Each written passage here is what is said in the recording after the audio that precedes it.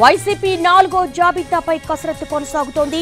లోక్సభ సెగ్మెంట్లలో ఇప్పటికే 9 చోట్ల ఇన్ఛార్జీలు మార్చిన హైకమాండ్ 2 చోట్ల సిట్టింగ్ ఎంపీలకే ఛాన్స్ ఇచ్చింది. మిగిలిన 14 సెగ్మెంట్స్ లో మార్పులపై తీవ్ర కసరత్తు చేస్తోంది.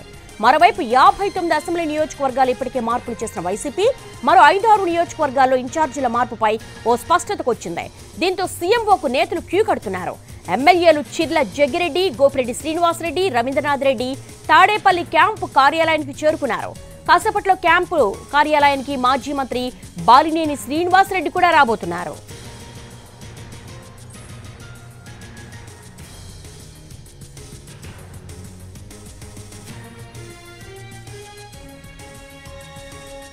వైసీపీ 4వ జాబితాపై కసరత్తు కొనసాగుతోంది.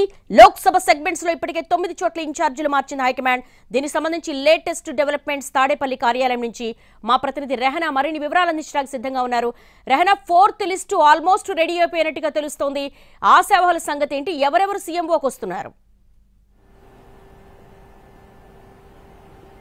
దేవి, వైసీపీ 4వ జాబితాకు సంబంధించిన కసరత్తు చేస్తుంది. మొన్న మనం చూసుకున్నట్లయితే 3 రోజుల పాటు పండగ సెలవులు ఉండడంతో ఈ కసరత్తుకి బ్రేక్ పడిందని చెప్పాలి. ఇవాళ మధ్యాహ్నం నుంచి అంటే ఉదయం ముఖ్యమంత్రి ఫైనాన్స్ డిపార్ట్మెంట్ కి సంబంధించిన కసరత్తులో ఉన్నారు, ఆయన సమీక్షలో ఉన్నారు. ఈ మధ్యాహ్నం నుంచి మనం చూసుకున్నట్లయితే పలువురు ఎమ్మెల్యేలు ఇప్పటికే క్యాంపు కార్యాలయానికి వస్తా ఉన్నారు. అంటే కొంతమంది వివిధ పనుల మీద రావచ్చు, కానీ మొత్తం మీద క్యాంపు కార్యాలయంలో మాత్రం కీలకమైన కసరత్తు జరుగుతుంది. పార్టీ ముఖ్య నాయకులు వైవి సుబ్బారెడ్డి, అదేవిధంగా విజయసాయిరెడ్డి, సజ్జల రామకృష్ణారెడ్డి వీళ్ళందరూ కూడా ప్రస్తుతం క్యాంపు కార్యాలయంలోనే ఉన్నారు. 4వ జాబితాకు సంబంధించి అభ్యర్థుల ఖరారుపై వీళ్ళు కసరత్తు చేస్తా ఉన్నారు. ఇప్పటి వరకు వచ్చిన ఎమ్మెల్యేలు చూసుకున్నట్లయితే మనం చిర్ల జగ్గిరెడ్డి వచ్చారు, కొత్తపేట ఎమ్మెల్యే, అదేవిధంగా నర్సరావుపేట ఎమ్మెల్యే గోపిరెడ్డి శ్రీనివాసరెడ్డి వచ్చారు, కమలాపురం నుంచి రవీంద్రనాథ్ రెడ్డి వచ్చారు, ఇక అటువైపు పుట్టపర్తి ఎమ్మెల్యే కూడా దుద్దల శ్రీధర్ రెడ్డి కూడా వచ్చారు. సో మనం ఇప్పటి వరకు చూసుకున్నట్లయితే కొన్ని సెగ్మెంట్లకు సంబంధించి స్పష్టతకు రాలేదు. ఒంగోలు ఎంపీకి సంబంధించి దానికి సంబంధించిన కసరత్తు ఇంకా పూర్తి కాలేదు. కాసేపట్లో బాలినేని శ్రీనివాస్ కూడా రానున్నారు.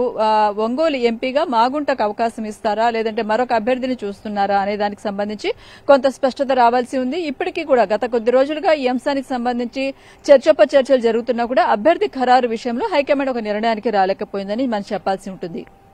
అదేవిధంగా నర్సరావుపేట ఎంపీకి సంబంధించి కూడా అక్కడ ప్రస్తుతం సిట్టింగ్ ఎంపీగా ఉన్న కృష్ణదేవరాయల స్థానంలో ఒక బీసీ అభ్యర్థిని పెట్టాలని పార్టీ చూస్తుంది.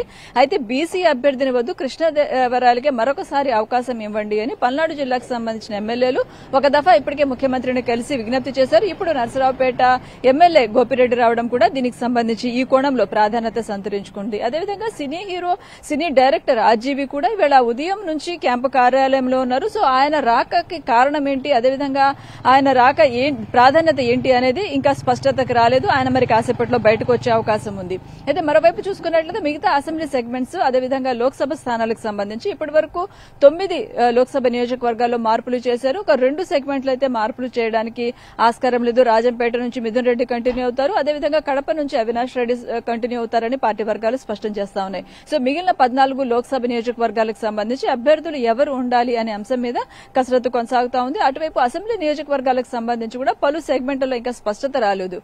అయితే ఇప్పటి వరకు మనం చూసుకున్నట్లయితే విజయనగరము, అనకాపల్లి, అదేవిధంగా అమలాపురము, రాజమండ్రి, కాకినాడ ఇలా కొన్ని నియోజకవర్గాలు ప్రధానంగా ఎంపీ సెగ్మెంట్లలో స్పష్టత వచ్చింది. కాకినాడ నుంచి చెల్మశెట్టి సునీల్ బరిలో ఉంటారని అనేది పార్టీ సీరియస్ గా కన్సిడరేషన్ లో ఉన్నట్టుగా తెలుస్తా ఉంది. అదేవిధంగా మచిలీపట్నానికి సంబంధించిన అభ్యర్థి ఎవరన్న దాని మీద ఇంకా స్పష్టత రాలేదు బాలశౌరి పార్టీని వీడిన నేపథ్యంలో. అదేవిధంగా రాజమండ్రి నుంచి వినాయక్ ను బరిలో పెట్టే అవకాశాలు ఉన్నాయి, లేకపోతే మరొక అభ్యర్థిని శెట్టిబలిజ సామాజిక వర్గానికి సంబంధించిన ఒక మహిళను బరిలో పెట్టే ఆలోచన కూడా కనిపిస్తుంది. అయితే ఇవాళ ఉదయం నుంచి సీనియర్ నాయకులు, ముఖ్య నాయకులు చేస్తున్న కసరత్తు, అదేవిధంగా ఇప్పుడు ముఖ్యమంత్రి కూడా దీని మీదే ఫోకస్ చేశారు. వచ్చిన నాయకులతోటి, సీనియర్ నాయకులతోటి ఆయన డైరెక్ట్ గా మాట్లాడుతా ఉన్నారు. సో ఇవాళ రేపట్లో కొంత స్పష్టత వచ్చే అవకాశం ఉంది. అయితే ఇప్పటి వరకు కొన్ని నియోజకవర్గాలకు సంబంధించి ప్రధానంగా ఎంపీ సెగ్మెంట్లకు సంబంధించి స్పష్టత వచ్చిందని పార్టీ అంటుంది. సో ఆ జాబితా ఇవాళ విడుదల చేసే అవకాశాలు ఉన్నాయని కూడా పార్టీ వర్గాల నుంచి మనకు సమాచారం అందుతుంది. మొత్తం మీద అయితే ఇవాళ రేపట్లో అయితే ఈ తుది జాబితాకు సంబంధించి ఫైనల్ లిస్ట్ వచ్చే అవకాశం ఉంది అనే సమాచారం అయితే మనకు పార్టీ వర్గాల నుంచి వస్తుంది. దేవి, రెహనా, కమింగ్ టు అసెంబ్లీ నియోజకవర్గాలకు వస్తే ఇప్పటి వరకు కూడా 59 అసెంబ్లీ సెగ్మెంట్స్ లో మార్పులు చేర్పులు చేసింది. మరో 5-6 చోట్ల ఖచ్చితంగా మార్పులు ఉంటాయని ఎక్స్పెక్ట్ చేస్తున్నారు. చాలా వరకు కూడా సిట్టింగ్ స్థానాలు కోల్పోతామన్న ఒక టెన్షన్ లో అయితే నేతలు ఉన్నారు. సో దట్ ఇప్పుడు ఈ 4th లిస్ట్ విషయానికి వచ్చేసరికి ఇక్కడతో ఆపేస్తుందా, లేకపోతే మరో లిస్ట్ ఉండే అవకాశాలు ఉంటాయా? ఇప్పటి వరకు మనం చూసుకున్నట్లయితే అసెంబ్లీ సెగ్మెంట్ల వరకు టోటల్ గా 59 నియోజకవర్గాల్లో మార్పులు చేస్తే దాంట్లో 9 లోక్సభ నియోజకవర్గాలు కాక 50 అసెంబ్లీ సెగ్మెంట్లు. అయితే మరి ఇప్పుడు మనకు అందుతున్న సమాచారం ప్రకారం ఇవాళ ఒక 8 నుంచి 10 వరకు నియోజకవర్గాల మార్పులకు సంబంధించి ఒక జాబితా విడుదల చేస్తారంటున్నారు. అయితే తుది జాబితాలోనే దాదాపు 30 నుంచి 35 వరకు మరొక నియోజకవర్గాలతోటి ఫైనల్ లిస్ట్ విడుదల చేస్తారా, లేకపోతే ఇప్పటికే స్పష్టత వచ్చిన పేర్లను ఇవాళ అధికారికంగా విడుదల చేస్తారా అనే అంశానికి సంబంధించి మరికొంత స్పష్టత రావాల్సి ఉంది. లోక్సభ సెగ్మెంట్లకు సంబంధించి మనం ఇందాక అనుకున్నట్టు ఒంగోలు, నర్సరావుపేట కొన్ని నియోజకవర్గాల్లో ఇంకా తర్జన భర్జనలు కంటిన్యూ అవుతూనే ఉన్నాయి. అదేవిధంగా అసెంబ్లీ నియోజకవర్గాలకు సంబంధించి కూడా ఇంకా కొంత కసరత్తు జరుగుతుంది.